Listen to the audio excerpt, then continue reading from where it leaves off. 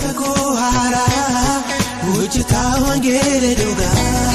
Jabadu Kati Dilake, Bakata. Kanada Kalkesimo Waluma Galasauni Makamaka Sani Wamudi say you Namota could a sadi, Kawaka you do a rabbis. Namota could a sadi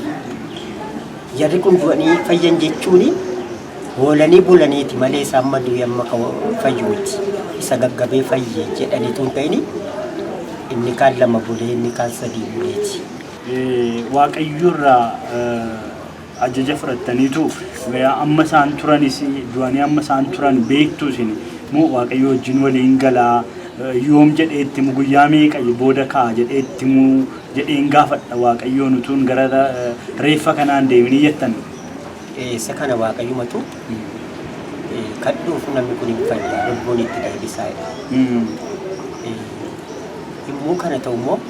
gaafa namni sun duutuun ta'ini itti dubbadhu aturu reeffisaa jira waaqayyo yookiin guyyaa lama aturu jedha guyyaa lama kanan itti maa guyyaa lama kana booddeen kadhata godhaaf namni kun hin fayya malee akkanii du'ee miti isa kaan immoo yommuu inni du'ee harkan tokko guyyaa tokko duwwaa turu waaqayyo irra kaayee kadhu akka irra kaayedha immoo kan kadhaa fi isa booddee namni kun itti deebi'a akka kanatti fayyaa turan namoonni kun walumaa gara isaanii biyyuma adda addaa keessa guutummaa Itoophiyaa keessa yaadaan kan hin qabne jiru nama 13 nama 13 kana keessa namni 12 ammayyuu jiru nama tokko duwwaatu ergasii waggaa 5 jiraatee jiru jaartii Faayisee Baddaa warra jedhaman keessa sanatu nama waggaa 90 turanii waggaa 5 dabalatanii 95tti du'anii waaqayyo waan akkasiif fitaa ture kana keessatti bara baay'ee kan amma karaa deemee hojii kana hojjetu keessatti immoo bokkaan natti irra yommuu bokkaan nuuf harka koo ol qabee waaqayyo naa caamsi karaa biraarra roobsisi karaan irra deemu warra naa caamsa jedhu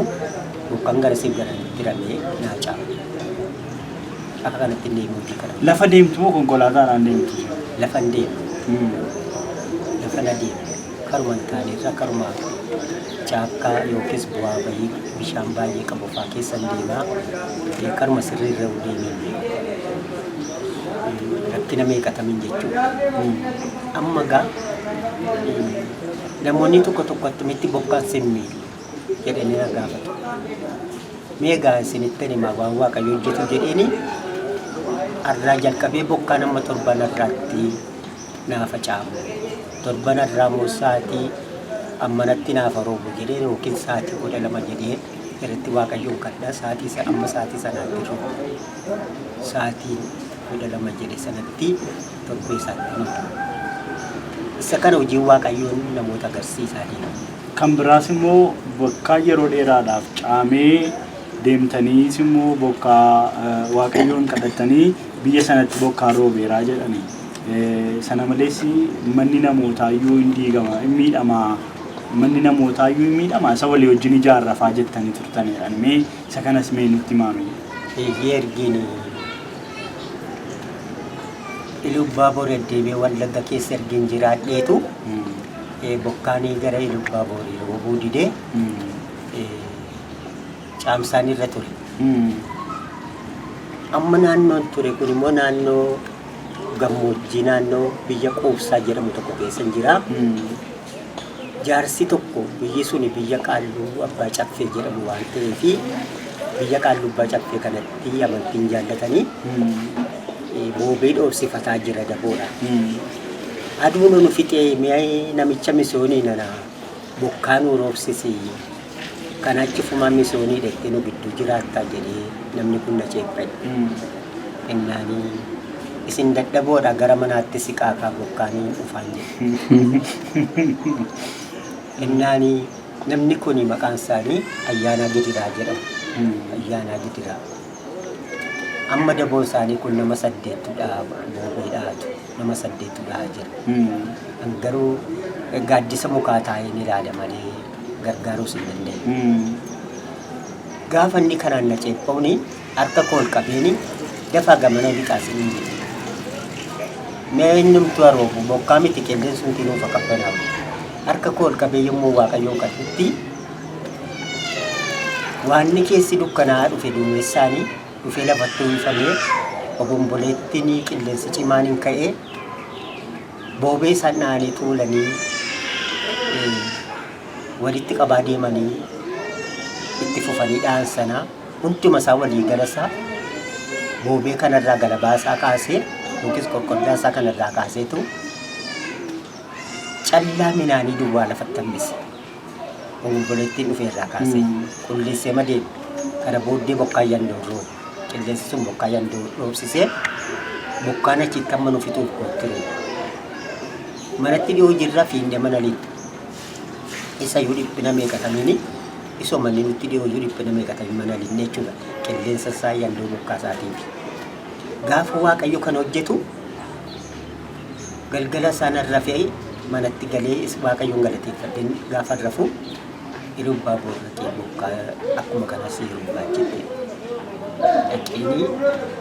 nannaqa jedhee ishee nannaqa jedheen bulee namoota kana Waaqayyo wajjin haasoftaniitu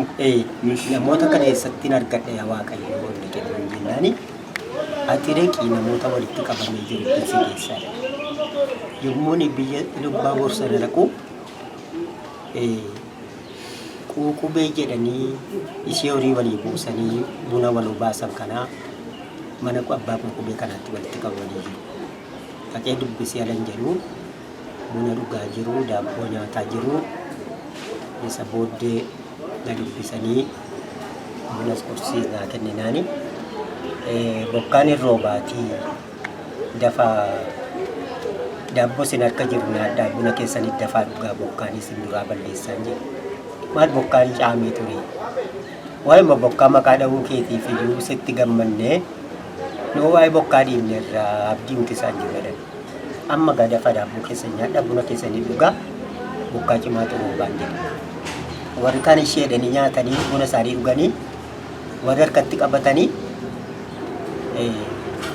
waaqaaf lafa walitti dukkaneessuudhaan amma ka'e bokkaan roobee manni irraa diigame irraa badee qilleensi kaasee biyyoo biraatti dabarsee gatee isa booddee immoo manni biraas hin diigama gadaboo masaa isin gargaaree wajjin ijaarra malee jedhee duraan itti meeraa haasaa koo keessaa kana booddee bokkaan kun roobee lagi goge bishaan guutee mana sadii diigee balleessee in ijaarree bullee wallee achi ture gargaaree ijaaree mana torba irraa sossoqoliitu caffee isaarraa gatee jechuudha. Waaqayyo dinqii akkasii hojjete. Dinqii akkasii san hojjetuufini dhiphataadhuma rakkataadhuma waan hin uffadhu sin qabuu moofaadhuma taaneen oddee uffadhaa nyaata moo gaafa argadde na nyaadhaa gaafa na dhiisaa yeroo itti guyyaa foroomuu jira yeroo itti guyyaa lama guyyaa sadii oolu jira jireenyuma dhiphinaa akkasitti hojii kanaaf waggaa 55 hojjetaa jira. Hojjetaa kakuu haaraa hojjetaa wangeela dhugaa jabaaduu gatii dilba kee fakkaata.